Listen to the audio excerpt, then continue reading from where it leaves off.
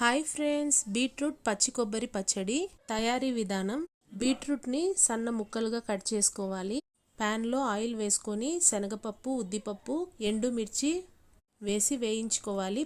పచ్చిమిర్చి, వెల్లుల్లి రెబ్బలు, బీట్రూట్ ముక్కలు వేసి బాగా వేయించుకోవాలి, వాటర్ అంతా ఎగిరేంత వరకు.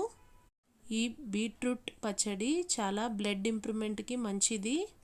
జీలకర్ర వేసుకోవాలి, వేసుకొని వేయించుకోవాలి. తరువాత పచ్చి కొబ్బరి ముక్కలు ఇవి కాస్త మగ్గించుకున్న తరువాత కాసేపు చల్లారనివ్వాలి.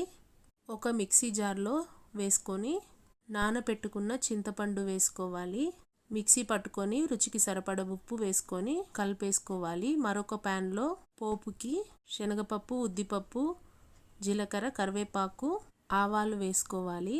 బాగా వేయించి పోపు పెట్టుకోవాలి. బీట్రూట్ పచ్చడి రెడీ. Like and subscribe.